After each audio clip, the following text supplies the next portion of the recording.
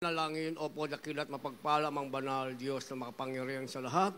Aming pinakamamahal na Panginoong Hesus, Diyos na banayad sa pagkagalis sa kahabagan sa pangunang panalangin po ng aming beloved Honorable Evangelist Will de Almeida, End Time Prophet, Lord God. Marami pong salamat sa paglangis mo sa bawat bahagi na iyong banagawa ay natapos na sigit sa pagkilos mo mainam sa aming kalagitnaan sa iyong Santong Espiritu nagbigalak sa mga puso at bagong lahat.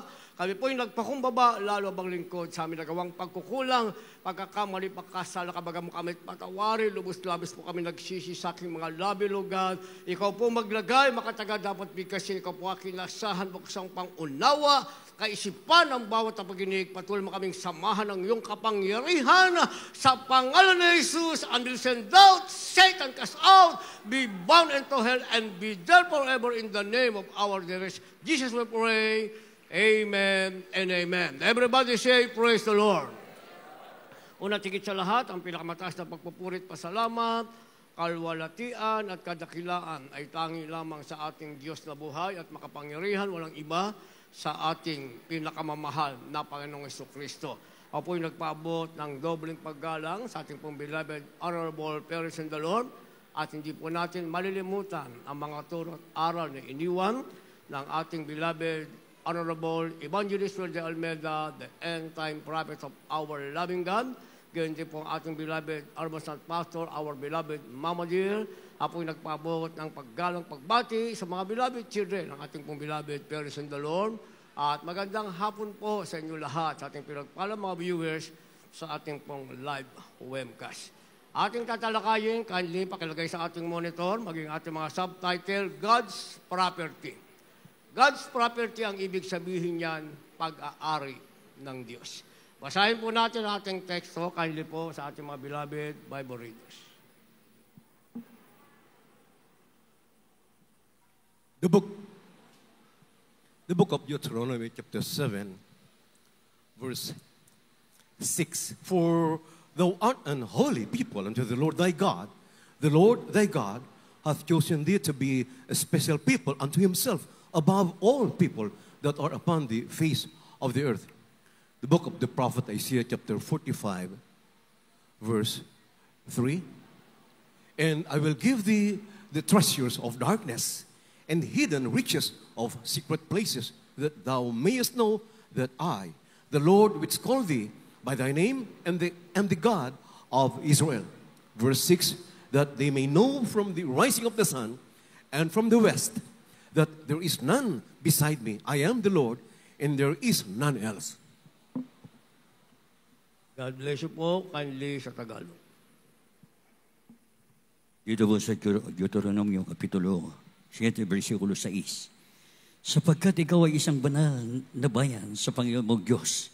Pinili ka ng Panginoon mong Diyos upang maging bayan sa kanyang sariling pag-aari, na higit sa lahat ng mga bayan na nasa ibabaw ng balat ng lupa. Dito po sa Isaiah 45, ang talata 3, talon sa 6. At ibibigay ko sa iyo ang mga kayamanan na sa kadiliman, at ang mga natatagong kayamanan, at sa mga lihim na dako, upang inyong malaman ako, ang Panginoon, na tumatawag sa iyo, sa inyong pangalan, sa makatuwid bagay, ang Diyos ng Israel. Dito po sa 6, upang kanilang malaman mula sa sikatan ng araw at mula sa kalunuran, na walang iba liban sa akin, ako ang Panginoon at walang iba. Amen. Amen. Palakpakan po muna natin ang ating mahal na Panginoon. Lahat magsabi ng malakas na praise the Lord. Ang ating mapagpalang Diyos sa langit, ang ating pinakamamahal na Panginoong Hesus, ang magpala ng kanyang banal na salita. God's property o pag-aari ng Diyos yan ang ating tinatalakay. Meron tayong katanungan, mga minamahal, ano ang ating pipiliin? Marami tayong property, ibig sabihin marami tayong pag-aari, pinaghahandaan natin ang ating buhay sa kasalukuyan at sa darating na panahon, mga minamahal, o tayo'y maging pag-aari ng ating mahal na Panginoon. Dalawang bagay ang ating pamimilian. Marami kang pag-aari hanggang sa panahong darating, pero hindi ka pag-aari ng Diyos. O pipiliin mong ikaw ay maging pag-aari ng ating mahal na Panginoon. Dahil sa kasulukuyan, mga minamahal, marami tayong kababayan na maraming pag-aari, Pero ngayon, nililitis na sila, hinahabol na sila.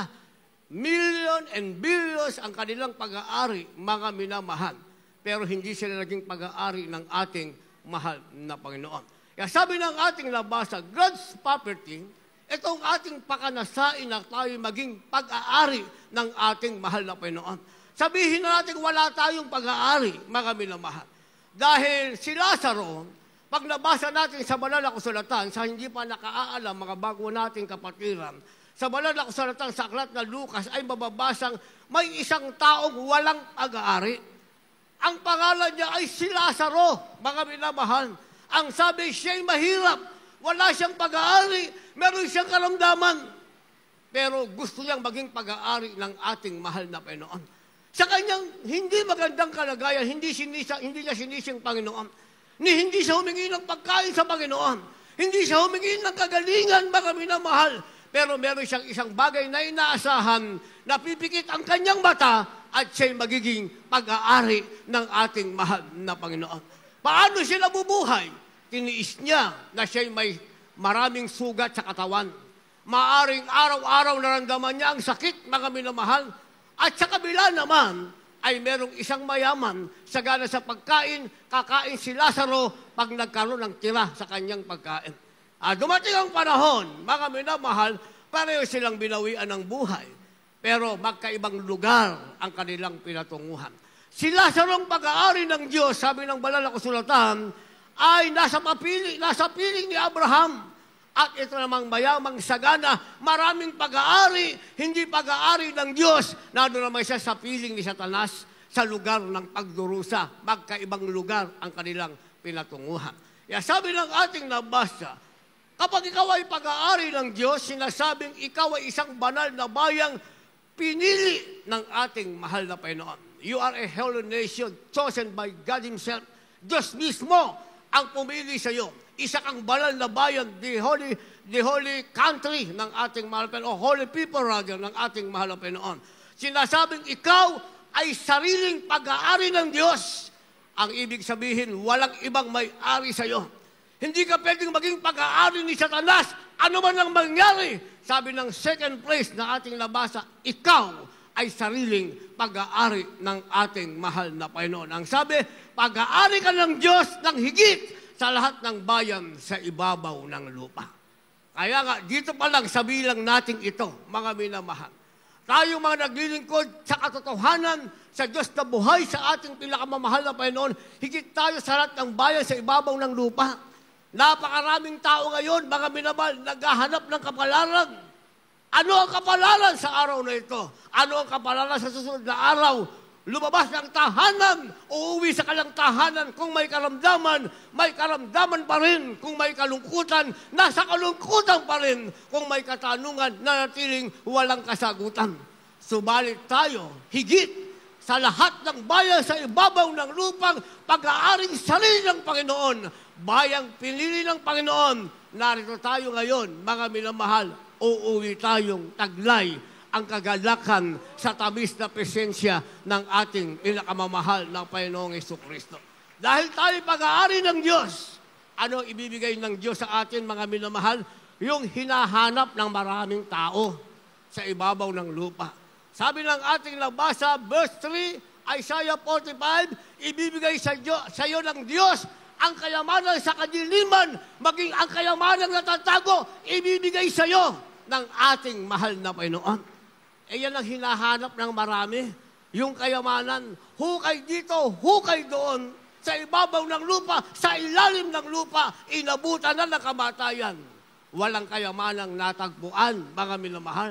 Pero sa banal na kasulatan pala, hindi mo na huhukayin, hindi mo na hahanapin. Pag-aari ka ng Diyos, sabi ng ating nabasa, ibibigay sa iyo yan ng ating pinakamamahal na Panginoon. Nakalagay sa banal na kasulatan, mga minamahal, siguraduhin mo lang na ikaw ay pag-aari ng ating mahal na Panginoon. Sabi ng verse 3, ibibigay ko sa iyo ang kayamanang nasa kadiliman at mga natatagong kayamanan na mga lihim sa dako upang iyong maalaman na ako ang Panginoon na tumawag sa iyong pangalan. Pagpapalain ka ng ating mahal na Panginoon. Kaya hindi nakatakatakang maging pag-aari ka ng Diyos. Dating basurero ka, wala kang tahanan, wala kang makain. Ngayon, meron ka ng mga paupahan, sagana ka ng pagkain. Noon, wala kang sasakyan. Ngayon, nagbibila ka ng sasakyan. Pangakuin ng Diyos bilang pag-aari ka ng ating mahal na Panginoon.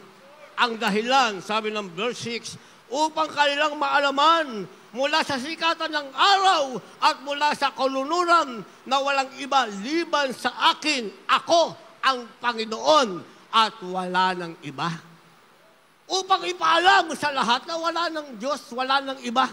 Pag taga-Jesus, miracle concern ka, pinagpala ka, walang ibang Diyos na nagpala sa'yo, kundi ang Diyos na pumiling, tumawag sa'yo, ang Diyos na merong pag-aari sa'yo, walang iba, ang ating pinakamamahal na Panginoong Jesucristo. Kaya paulit-ulit nating sinasabi, pag alis mo rito, hindi ka na pag-aari ng Diyos. Kasi isa lang ang Diyos, sabi ng banal na kasulatan. Yan ang pumili sa iyo, yan ang may-ari sa iyo, yan ang magbibigay sa iyo ng kayamanan, maging nasa kadiliman at nadakong lihim na kayamanan, ibibigay sa iyo ng ating mahal na Panginoon. Kaya ating mahal na kapatid, hindi pa siya 100% healing. Pero gusto niyang magtrabaho. Ang hinihingi niya ay makadalo sa gawain. O binigyan siya ng trabaho, security guard, mga minamahal, hindi nakita ng manager ng bako ano kanyang kalagayan. Ang nakikita siya na pinagpala ng ating mahal na Panginoon. Nakakadalo siya sa gawain 3 times a week, mga minamahal. Depende kasi sa ating desire. Pag pag-aari ka ng Diyos, mga minamahal, magkaroon ka ng desire na magampanan mo ang paglilingkod mo sa ating mahal na Panginoon. Pero kung kontento ka na sa kalagayan mo, hindi ka nakadalo, may trabaho ka, yan ay pag-aari mo, yung trabaho mo, anytime. Pag nagkaroon ka ng karamdaman, wala ka ng trabaho. Pero pag-aari ka ng Diyos, wala kang trabaho, anytime. Gustuhin ang ating mahal na Panginoon, anuman ang kalagayan mo, may trabaho ka, bibigyan ka ng ating mahal na Panginoon, makakadalo ka pa sa gawain ng mahal na Panginoon. Kaya nga may sinasabi, mga minamahal, danger of complacency. Complacency, ang ibig sabihin niyan, kasiyahan. Panganib sa kasiyahan. Pag-aari ka ng Diyos, pero sa sanlibutan, sa makasalan ng sanlibutan, there is a danger of complacency o panganib ng kasiyahan. Ano ibig sabihin? Basa. The book of Job, chapter 36, verse 18. Because there is wrath, beware lest he take thee away with his stroke, then a great ransom cannot deliver thee. Verse 21 and verse 22. Take heed, regard not iniquity, for this hast thou chosen rather than affliction. Behold, God exalted by his power, who teacheth like him.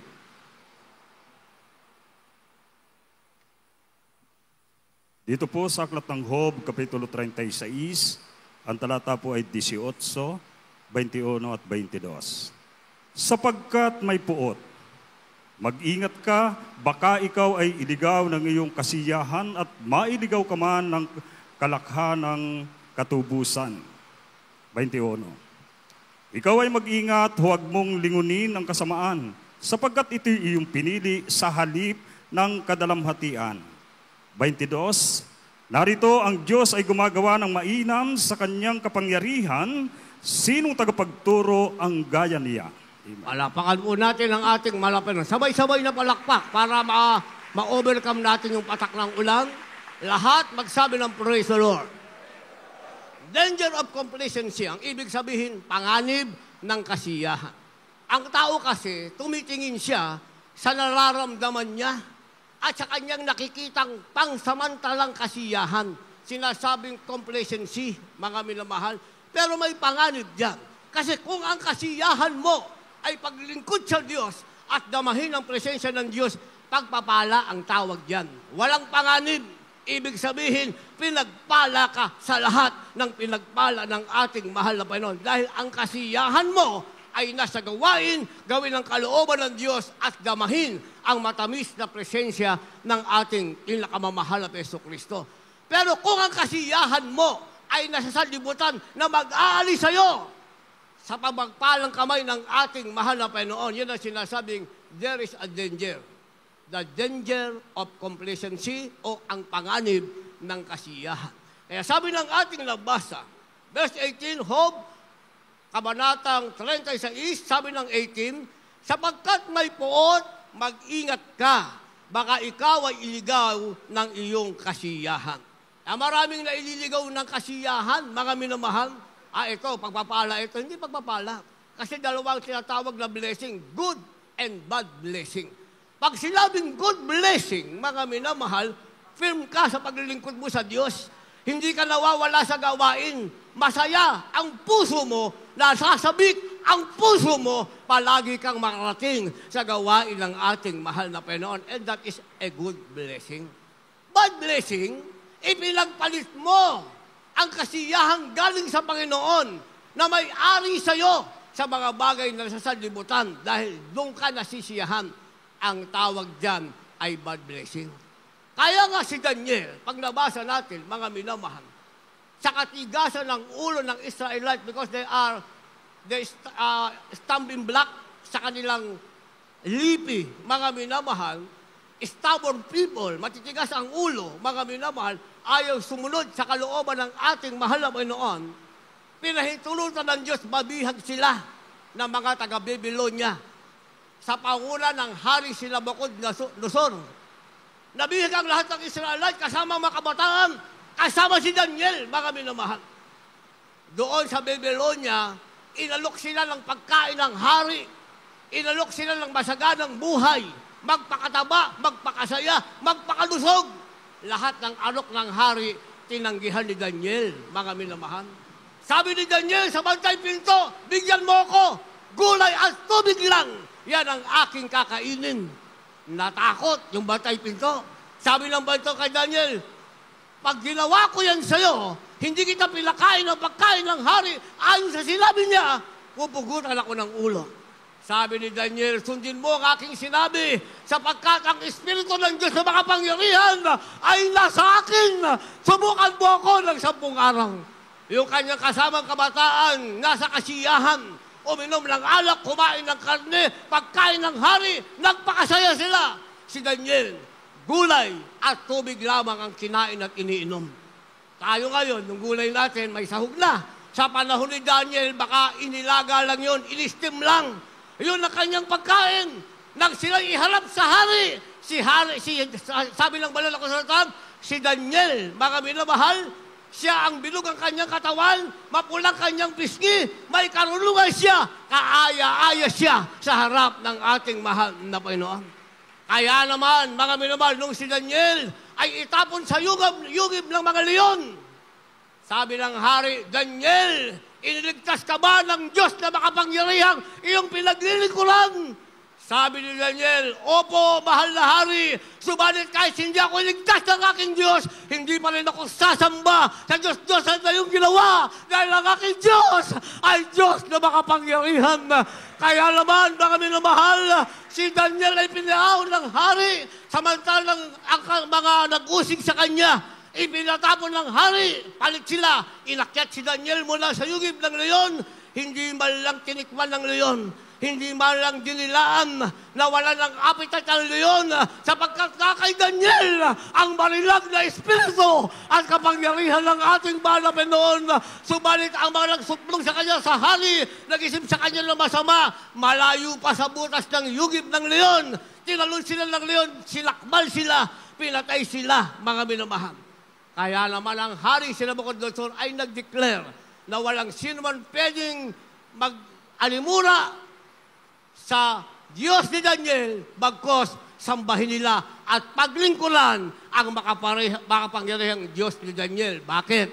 Dahil si Daniel ay nag-ingat sa kasiyahan na ibinibigay ng hari, mas iningatan niya na siya'y sariling pag-aari ng ating mahal na Panginoon. At lumipas ang panahon, namatay si Haring Nabucodonosor, nagpalit-palitan ng 5 hari, kay Haring Caesar, kay Haring Henry, at marami pang iba. 70 taon, hawak ng Babylonia ang mga Israelite, mga minamahal. Nang pagdating ng 70 taon, pinalaya silang lahat. pinalayang mga alipin. Samantalang si Daniel mula sa unang araw hanggang 70 taon, mga minamahal, naging governor siya. Nang sila'y palayain, siya ang pinakamayamang Israelite sapagkat pinili niya ang kasiyahang siya'y pag-aari ng ating mahal na Panginoon. Kaya sabi ng ating labasa, sapagkat magpuot, mag-ingat ka, baka ikaw ay iligaw ng iyong kasiyahan. Ikaw ay mag-ingat, huwag mong lingunin ang kasamaan. Kaya si Daniel, kahit siya na lang mag-isa, wala siyang pakialam sa mga kabataang Israelite, wala siyang pakialam. Nasa inyo yan, gusto nyo magpakasiya. Nasa inyo, magpakabusog kayo sa pagkain ng hari, uminom kayo ng alak, nasa inyo yan. Pero ako, masisiyahan akong paglingkuran ng tapat ang Diyos na may-ari sa akin. Kaya 70 taong bihag, pero maganda ang buhay ni Daniel. Ginawa siyang gobernador, nasa kanyang lahat ng provision. Pagdating ng 70 taon, mayaman siyang umalis sa Babylonia, samantalay makasama niyang tumandang mahirap at nanatiling alipin, mga minamahal. Sabi ng verse 22, narito, ang Diyos ay gumagawa ng mainam sa kanyang kapangyarihan. Kaya kung pag-aari ka ng Diyos, ano man ang maging kalagayan mo, ang kamay ng Diyos ay gagawang may kapangyarihan para ikaw ay lalong pagpalain ng ating mahal na Panginoon. Subalit, iiwasan natin sinasabing danger of complacency o sinasabing panganib ng kasiyahan. Para maiwasan natin yan, mga minamahal, kailangan meron tayong tinatawag na a life of honor. A life of honor, ang ibig sabihin niyan, buhay ng karangalan o buhay na may karangalan, a life of honor. Yan ang ating kailangan. Kindly. The book of Psalm, chapter 112, verse 2.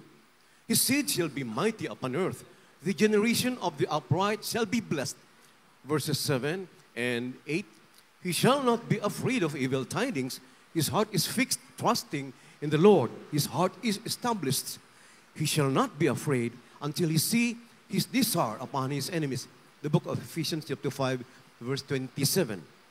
That he might present it to himself a glorious church, not having spot or wrinkle or any such thing, but that it should be holy and without blemish.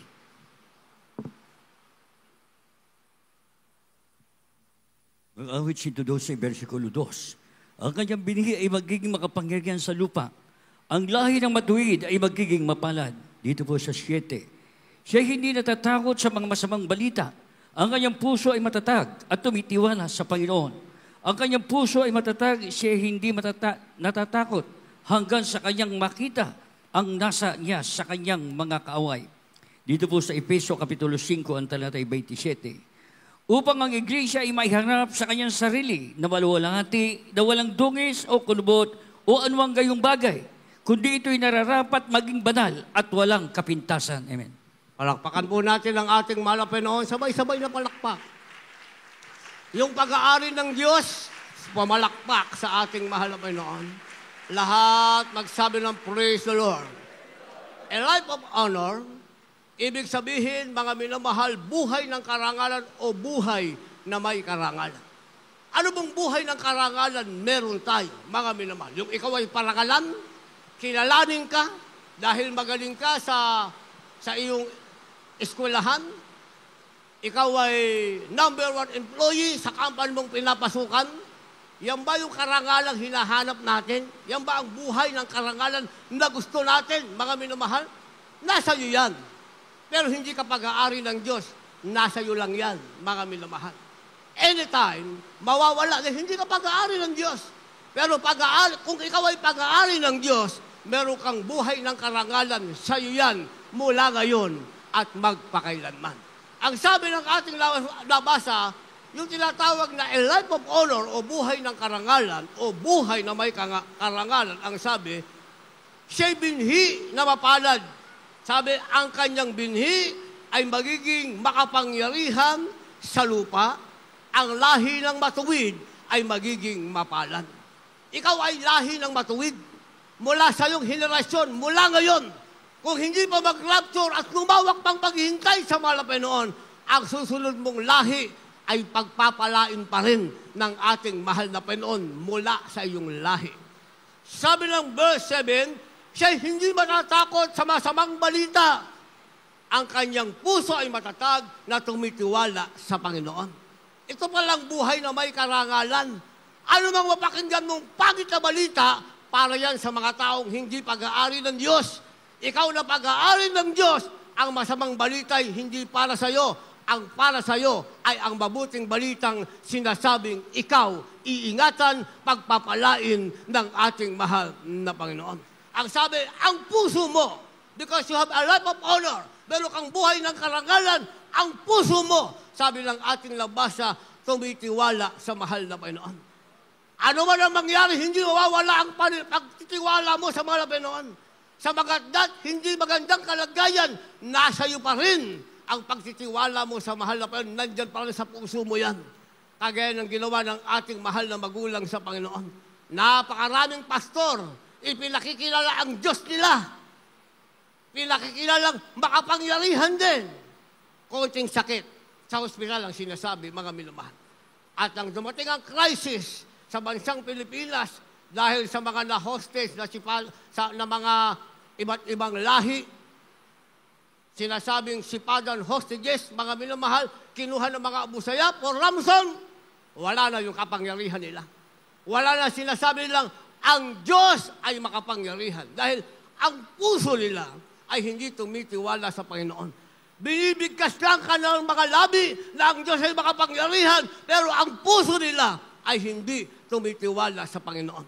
Sila'y naniwala sa masamang balita. Sinabi ang mga hostages ay pinugutan ng ulo. Totoo naman ang masamang balita. Pati nga yung ating pare, yung pastor ng isang pang-congregation, dahil hindi nagbigay ng ransom, mga minamahal, pinugot ang ulo, ginukot ang mata, pinapiraso, inilagay sa sako, ibinalik sa kanilang loved ones. Natakot sila sa masamang balita. Pero sabi kong meron kang life of honor, meron kang buhay ng karangalan. Para sa iyo, ang mabuhay ay para kay Kristo, ang mamatay ay pakilabang. Hahabakin mo kamatayan. Kagaya ng ginawa ng ating beloved na Evangelist Ferdinand Mesa, the end-time prophet of God, hinabak ang kamatayan, pumunta sa talipaw, ipinangaral ang Ebanghelyo, pumuntang may buhay, bumalik na may buhay. Ang mga Abu Sayyaf naniwala, merong Diyos na dapat paglingkuran ang ating pinakamamahal na Panginoon. Ano nangyari sa 21 sipadan hostages? Lahat sila buhay, intact, pinalaya ng ating mahal na Panginoon. Bakit? Dahil ang ating beloved, honorable, parents in the Lord, hindi sila naniwala sa masamang balita, bagkos ang kanilang puso ay tumiwala sa Panginoon. Kaya sabi ng verse 8, ang kanyang puso ay natatatag, siya'y hindi matatakot. Matatag ang puso ng isang taong merong tinatawag karangalan, mga minamahal ng kanilang buhay. Yun ang kanilang karangalang, maging matatag ang puso at walang takot. Ang takot lang ay magkasala sa harapan ng ating mahal na Panginoon. Kaya pagkatapos ito, mga minamahal, kung tayo ay merong tinatawag na a life of honor, ang sabi, God will keep you. Iingatan ka ng Panginoon. Dahil ang buhay mo ay karangalan para sa Panginoon. Ephesians chapter 5, verse 27, sabi ng ating nabasa, may buhay kang may karangalan sa Panginoon, ang tawag sa iyo ay iglesyang walang dungis. Ang sabi, ikaw ay dadalhin sa langit, sigurado kang ikaw ay tagapagmana ng buhay na walang hanggan.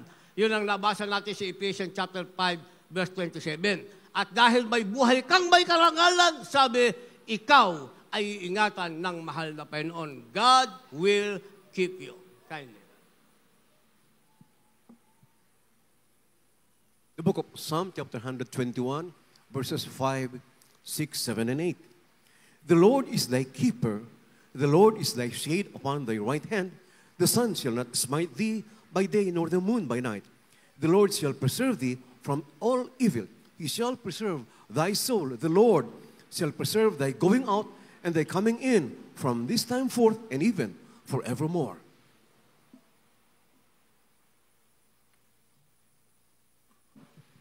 Dito po sa Aklat ng Mga Awit, Kapitulo 121, talatay 5 hanggang 8. Ang Panginoon ay tagapag-ingat sa iyo. Ang Panginoon ay lilimo sa iyong kanan. Hindi ka sasaktan ng araw sa araw, ni ng buwan man sa gabi. Iingatan ka ng Panginoon sa lahat ng kasamaan, kanyang iingatan ang iyong kaluluwa. Iingatan ng Panginoon ang iyong paglabas at ang iyong pagpasok mula sa panahong ito at sa magpakailan paman. Amen. Palakpakan po natin ang ating mahal na Panginoon. Pamalakpak tayo, lahat magsabi ng praise the Lord. Dahil meron kang life of honor o buhay ng karangalan, ang sabi, God will keep you. Iingatan ka ng mahal na Panginoon. Nakasulat sa banal na kasulatan. Sinasabing ang Panginoon ay tagapag-ingat sa iyo. Ang Panginoon ay lilimo sa iyong kanan. Kaya ka walang pwede mag-isip ng masama sa iyo. Ang kaaway mo ay magiging kaaway ng Diyos. Ang magpala sa iyo ay pagpapalain ng ating mahal na Panginoon. At ang sakit na inalis sa iyo, ililipat doon sa napupuot sa iyo. Yun ang nakalagay sa Exodo, mga minamahal. Sinasabing ang Diyos ay tagapag-ingat at lilim mo. Sabi ng verse 6, hindi ka masasaktan ng araw, ni ang buwan man sa gabi. Sumikat mga ng araw, mga minamahal, at andyan ang iyong kaaway, maging sa pagdating ng gabi, mga minamahal, ang sabi, hindi ka masasaktan. Walang sino mang pwedeng manakit sa iyo. Maging si Satanas ay walang kapangyarihan sa iyo dahil meron kang may buhay na karangalan at nag-ingat ka sa kasiyahan dahil ikaw ay pag-aari ng ating mahal na Panginoon. Sabi ng verse 7, iingatan ka ng Panginoon sa lahat ng kasamaan, kanyang iingatan ang iyong kaluluwa. Sa lahat ng kasamaan, pati kaluluwa mo, iingatan ng mahal na Panginoon. Kaya sa lupa pa lang, si Satanas walang kapangyarihan para ang kaluluwa mo ay dalhin pa sa impyerno. Pero ang Diyos na may-ari sa iyo ay may kapangyarihan. Ang kaluluwa mo ay dalhin sa langit at gawin kang tagapagmana ng buhay na walang hanggan. Sabi ng verse 8, iingatan ng Panginoon ang iyong paglabas at ang iyong pagpasok mula sa panahong ito at magpakailan paman. September na sa susunod na araw, hindi ba?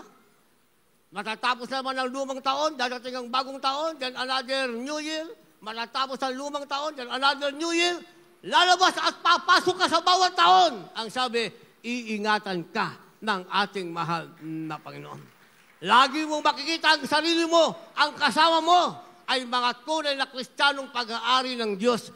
At kung ang katabi mo ay hindi mo na makita sa susunod na araw, hindi na sila pag-aari ng ating Diyos. Sila ang pumili ng kanilang kapalaran.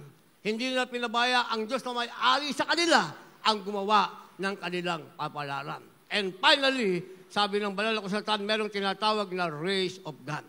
Ito'y katibayan, confirmation, na pag-aari ka ng Diyos dahil ikaw ay lahi ng ating mahal na Panginoon. Last verse, kahit po, maghanda ating magpaawit, mga manunugtog. In the book of the prophet, Isaiah chapter 65, verse 23. They shall not labor in vain, nor bring forth for trouble, for they are the seed of the blessed of the Lord, and their offspring with them. Isaias Kapitulo 65, versikulo 23. Sila hindi gagawa ng walang kabuluhan o mga anak man para sa kasakutaan, sapagkat sila ang lahi ng mga pinagpala ng Panginoon at ang kanilang mga anak na kasama nila. Amen. Kindly, beloved Brother Paul, continue in verse 24. Dito po sa 24. Verse 24. At mangyayari na bago sila magsitawag, sasagot ako. At samantalang sila'y magsasalita, aking didinggin. Palakpakan natin ng sabay-sabay na palakpak ang ating malabay noon. Last verse na, ang pag-aari ng Diyos, pumalakpak na may pasasalamat at lahat magsabi ng praise the Lord. And finally, ang sabi, tatawagin kang race of God o lahi ng Diyos dahil ikaw ay pag-aari ng ating mahal na Panginoon. Dahil ikaw ay lahi ng Diyos, ang sabi, sila'y hindi gagawa ng walang kabuluhan. Bawat hawakan ng iyong kamay, saan ka man pumaroon, habang ikaw ay pag-aari at lahi ng Diyos, sabi ng ating labasa, hindi ka gagawa ng walang kabuluhan. Ang sabi, sapagkat sila'y lahi na mga pinagpala ng Panginoon at ang kanilang mga anak nakasama nila. Buo mong pamilya, ang tawag sa inyo ay race of God o lahing pinagpala ng ating mahal na Panginoon.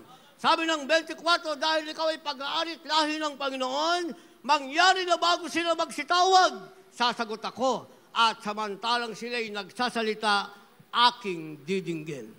Kaya lahat ng ating pangailangan, kayang ibigay ng Diyos dahil siyang may-ari sa atin at tayo'y lahi ng ating mahal na Panginoon. Lahat tayo tumayo. Meron kayong dalang baguhan, nasa labas na mga sasakyan, nasa loob ng ating banal na chapel, dalhin niyo sila sa harapan upang sila'y ating may panalangin habang tayo po ay umaawit.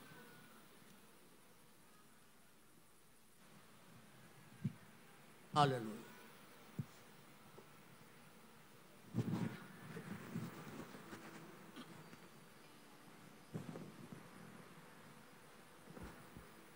Kailanman ikaw ang aking sandigan, sa puso ko'y manangan ang mga pangako mo.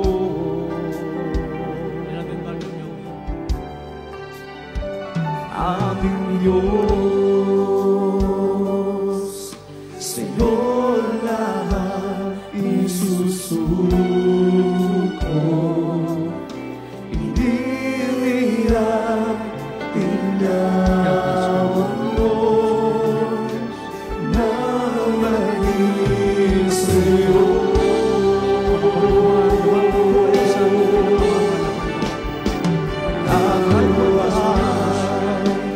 Hanging sa'yo lamang, O Jesus. Ikaw lang ang kailangan, dinggin mo ang ninanais ko'y makilala.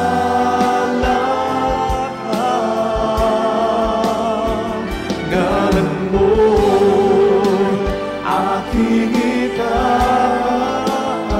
sa iyo, papuri ang alay ko, aming Diyos. Manang puso ay ibigin ka, ako ay sa'yo.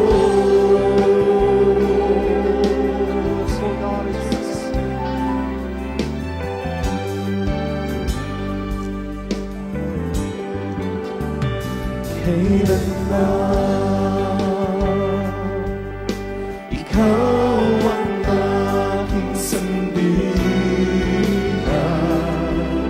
sa puso ko'y manangan ang mga pangako mo.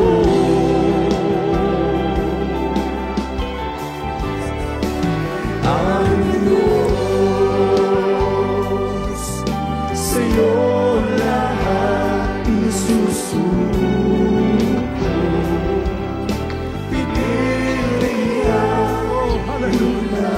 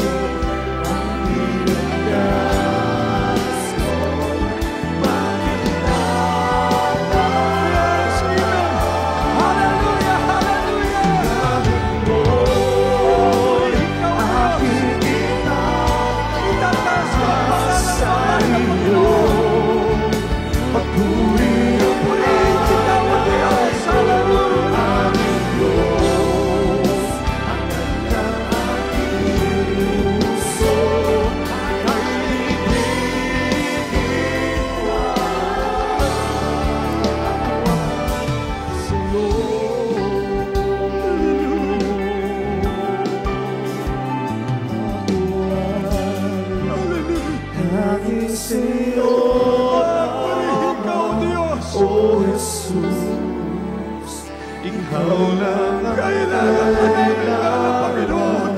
Tingin mo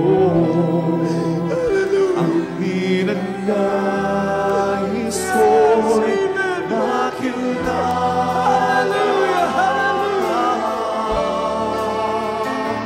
Nanan mo aking itaas sa iyo. Pagpupuri ako, pagpupuri ang alay ko, aming Diyos, ang ganda natin puso ay ibigyan Diyos.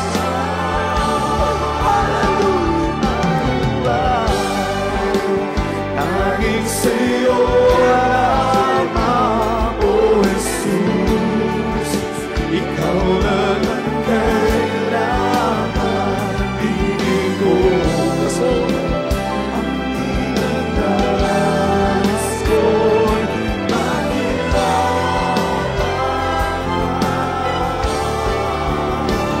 Kaya mo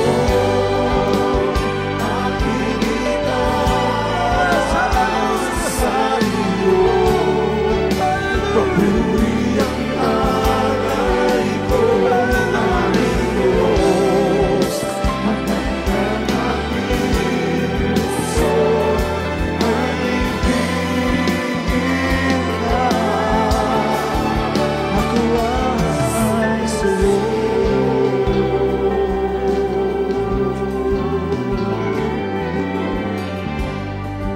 Amen. Praise the Lord. Ideklara natin sa ating mga puso, Panginoon, ako'y sa iyo. Yung pag-aari ka ng Diyos, mga minamahal ko. Isang dakilang pagpapala sa bawat isa sa atin. Dahil napakalaga ng kaligtasan. Malapit na ang pagbabalik ng ating pinakamamahal na Panginoon. Nakahanda na ang mga mansyon sa langit. At ang pangako niya'y buhay na wala hanggan. Ito ang tunay na buhay natin sa piling ng ating pinakamamahal na Panginoong Hesus.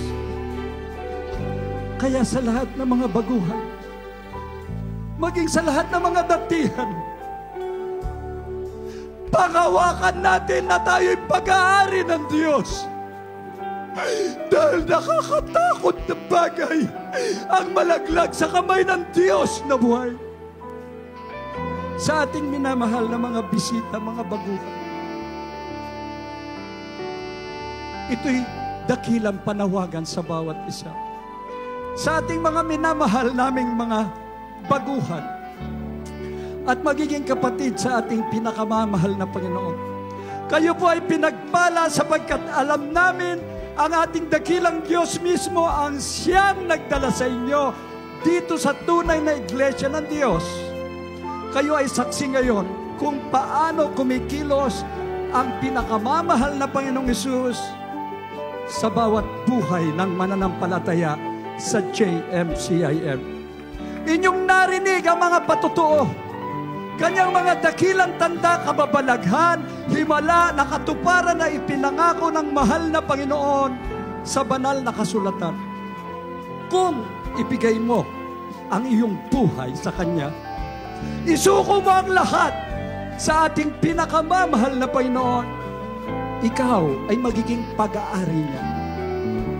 Pagpapalain ka ng ating dakilang Diyos. Meron pong 4 na reglamento ng kaligtasan.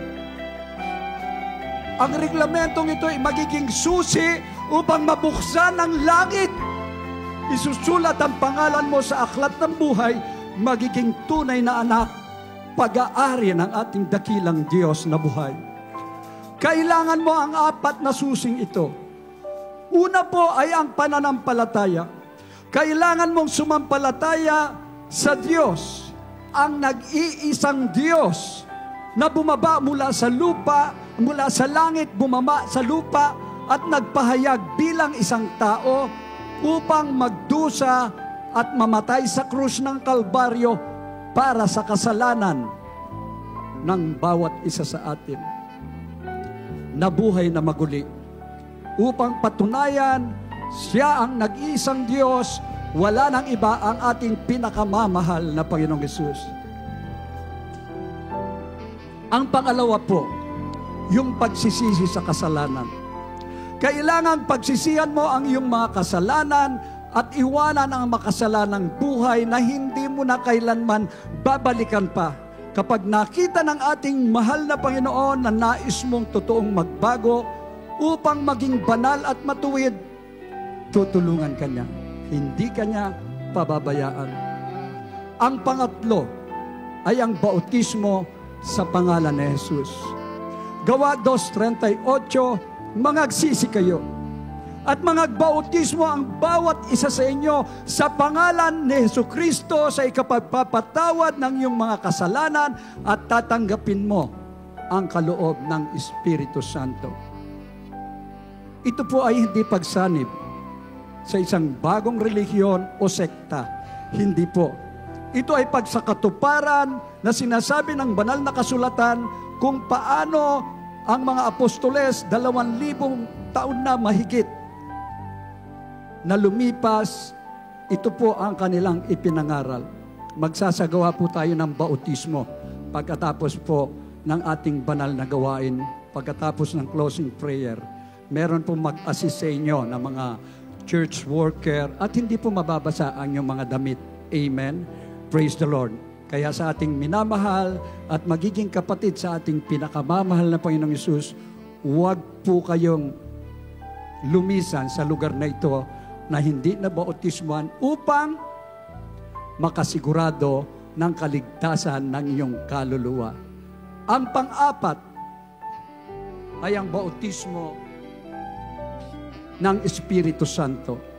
Ang pinakamamahal na Panginoong Hesus ang magbabautismo sa inyo ng kanyang banal na Espiritu sa takdang panahon. Habang ikaw ay nagpapatuloy sa pagdalo sa ating gawain, paglilingkuran mo siya ng buong katapatan, nagsusumikap na sundin ang kanyang kalooban, ang bautismo ng banal na Espiritu na may tanda ng pagsasalita ng iba't ibang wika ay darating sa iyo. Siya mismo ang magbabautismo sa iyo ng banal na Espiritu. Sa mga oras na ito, itaas niyo po ang inyong dalawang kamay. Ipikit niyo ang inyong mga mata. Mula sa inyong mga puso, this is complete surrender upang maging pag-aari ka ng ating pinakamamahal na Panginoong Hesus. Sumunod ka po sa panalangin ito.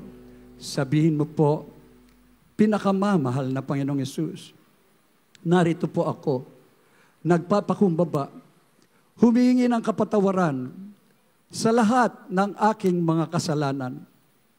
Linisin mo po ako ng iyong banal na dugo na umagos sa krus ng Kalbaryo.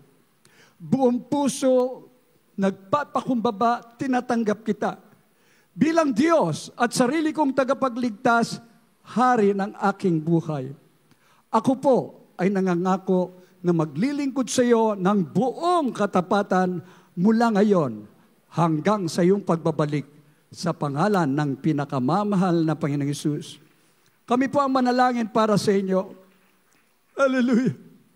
Opo, mapagpala naming Ama, Diyos na makapangyarihan sa lahat, sa matamis na pangalan mo, pinakamamahal na Panginoong Hesus, sa pangunang dalangin ng aming minamahal, at iginagalang na Pastor, Evangelist Wildy Estrada Almeda. Kami po'y nagpapasalamat sa mga oras na ito. Napakaraming tinawag mo, mahal na Panginoon. Dalangin po namin sa mga kaluluwang tumanggap sa iyo. Dalangin po namin, patawarin mo sila. Linisin mo sila ng iyong banal na dugo na umagos sa krus ng Kalbaryo. Gawin mo po silang tunay na Kristiyano sa puso, sa gawa, sa katotohanan, tagapagmana ng buhay na wala hanggan. Iligtas mo po maging ang kanilang mga mahal sa buhay sa pangalan ng pinakamamahal na Panginoong Hesus. Amen and amen. Praise the Lord. Dalawa na po yun na isagawa. Lubos na kayong sumampalataya, nakapagsisi at tinanggap nyo ang ating pinakamamahal na Panginoong Hesus, Mga minamahal ko, huwag po kayong umalis na hindi na bautismuhan para makasiguro sa kaligtasan. Subalit, hindi po dito natatapos. Pagkatapos ng bautismo, mga minamahal ko, tinanggap nyo na. Binautismuhan pa kayo ng banal na Espiritu. Mga minamahal, magpapatuloy tayo. Magpapatuloy tayo maglingkod. Sama-sama sa ating dakilang Diyos hanggang sa Kanyang pagbabalik. Sapagkat ang magtiis hanggang wakas, siya lamang ang maliligtas. Amen? At magmamana ng buhay na wala hanggan. Ang buhay ng paglilingkod sa ating pinakamamahal na Panginoon, hindi kailanman mapapantayan o mahilan tulad sa mga bagay sa mundong ito. Ang dakilang Diyos, pagpapalain ka, iingatan ka, pagagalingin ka, tutugunin ng mga panalangin, palalakasin ka at iingatan kang ligtas. Sa panahon natin ngayon, lalo ng pasama ang panahon. Anumang oras, babalik ang ating pinakamamahal na Panginoong Hesus, yun na. Idideklara mo, ako nga ay pag-aari ng Diyos sa piling ng ating pinakamamahal na Panginoong Hesus. Magpatuloy po tayo, anyayahan nyo rin po ang inyong mga mahal sa buhay upang silang din po ay maligtas. At tuloy-tuloy na po tayo sa lahat po ng ating mga pangangailangan. Prayer for the sick, ibigay ko po ang buong pagkakataon sa ating beloved ordained preacher, Rap Blanco. God bless you, my beloved co-preacher, beloved Joey. Ayun na mahal, bago po tayo dadako sa ating mga pangailangan, tayo po muna ay magsasagawa nating Holy Supper, mga minamahal. Amen. Praise the Lord. Sa mga baguhang narito sa harapan, hindi po sila kabilang, mga minamahal, sa sasalo sa ating Holy Supper, sa hindi pa po sila nabautismuhan. Subalit kapag sila po ay mabautismuhan na mga minamahal, praise the Lord, sila po ay pwede na po sumalo. Hallelujah. Habang inaawit mga awiting ito, mga minamahal, ihanda na po natin ating mga puso upang tayo po ay makibahagi, mga minamahal, sa ating isasagawang Holy Supper. Hallelujah. Pagsariwa sa araw ng pagbigay ng buhay ng ating mahal na Panginoon para sa ating kaligtasan doon sa krus ng Kalbaryo, mga minamahal. Hallelujah. Hallelujah. Yes, Jesus. Purihin ka, mahal na Panginoon. Sa ibalisa na pag-ibig sa atin.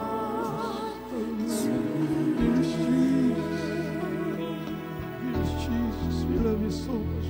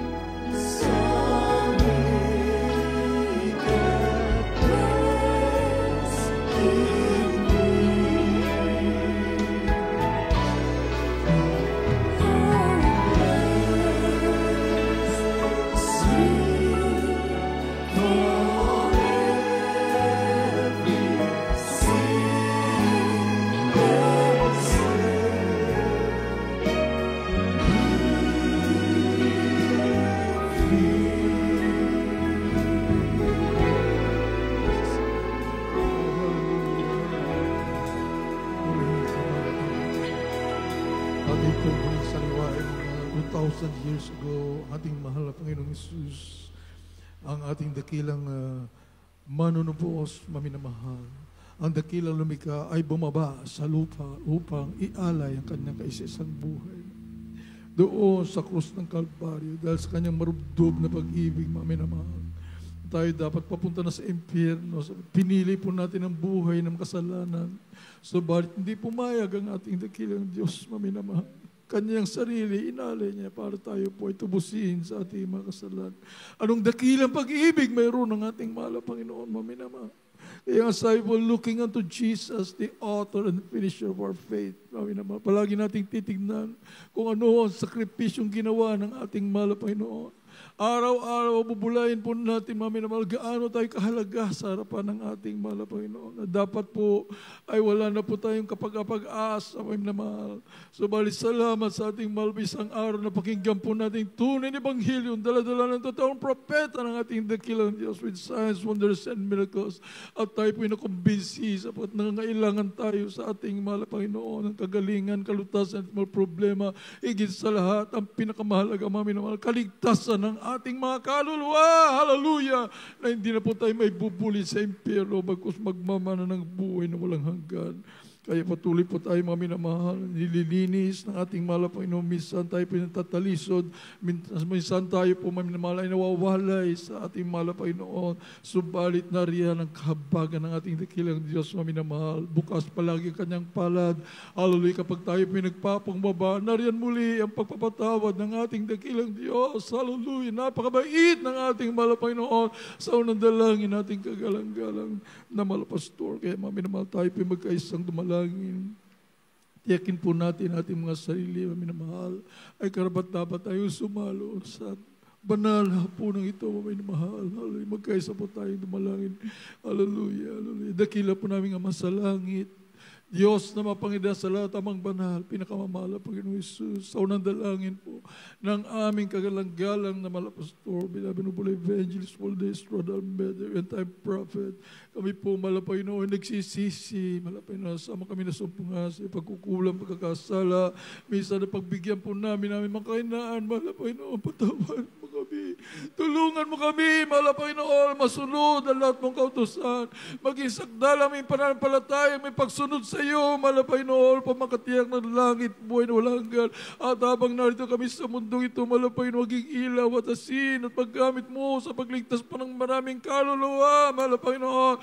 Hallelujah, ito kami sabot na langit sa makapanang pangalan ni Jesus, in Jesus' name. Hallelujah, hallelujah, hallelujah, hallelujah. Purihin ka, mahal na Panginoon, hallelujah. Hindi lang po ito basta ritual, mga minamahal. Bagkos ito po ay ating isinasa puso at napakahalaga ng kaligtasan na binigay sa atin ng ating mahal na Panginoon. Ang tinapay na yan, maminawal, nagsisimbolong katawan ng ating mahal na Panginoon Jesus na nabayubay doon sa krus ng Kalbaryo. At ang katas naman ng ubas na yan, maminawal, nagsimbolong dugo ng ating napakabait na tagapagligtas, maminawal. Hallelujah, habang hinahawakan po natin yan, maminamahal, ang sabi po sa Balakasulatan, sa 1 Corinto 11:73, sapagkat tinanggap ko sa mahal na Panginoon ang ibinibigay ko naman sa inyo. Nang mahal na Panginoon Jesus, ng gabi siya ay ipagkanulo, ay dumampot ng tinapay. At nang siya makapagpasalamat, ay kanyang pinagputol-putol at sinabi, ito'y aking katawan na pinagputol-putol dahil sa inyo. Gawin ninyo ito sa pag-alaala sa akin. Kainin po natin sabay-sabay tinapay.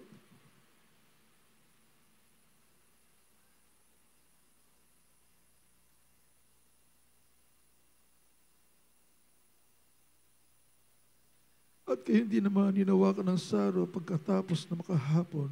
na sinasabi, ang sarong ito ay siyang bagong tipan. Sa aking dugo, gawin ninyo ito sa tuwing kayo magsisiinom sa pag-alaala sa akin. Inumin po natin sabay-sabay ang katas ng ubas. Sabi na mahal.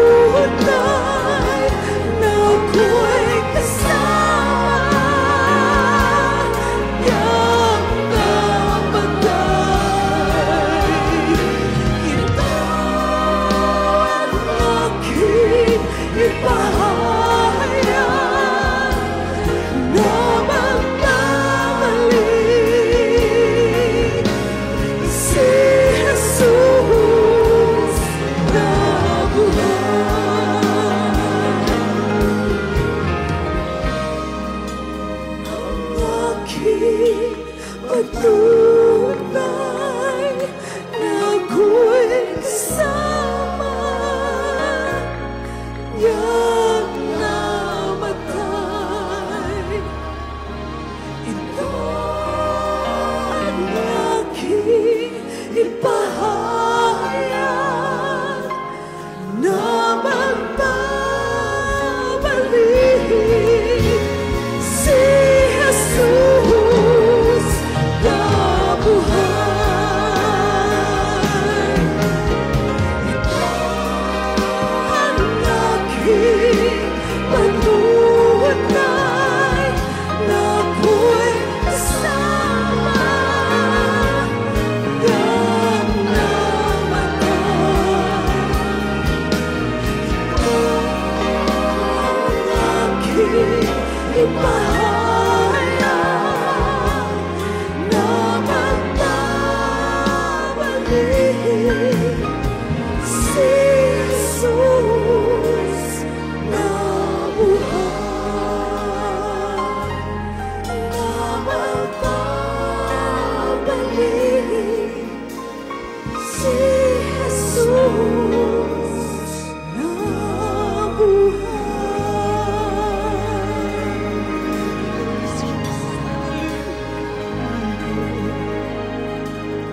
Napakapalad natin, Lord, naman. Sa tuwing tayo pilalapit sa ating mga bukas ang kamay ng ating mahal na Panginoon. Hallelujah, para sa lahat ng ating madalangin, sa lahat ng ating mahiningi, inaing maminamahal, bukas ang pagdinig ng ating mahal. Ask and you shall receive. Hallelujah. Seek and you shall find. Knock and the door shall be open unto you. Hallelujah. Hallelujah. Manalangin po tayo, mga minamahal, para sa lahat ng ating mga pangailangan. Oh, dakilaming Diyos na lubos ang aming pasasalamat sa iyo sa kaligtasan na pinagkalubos sa amin.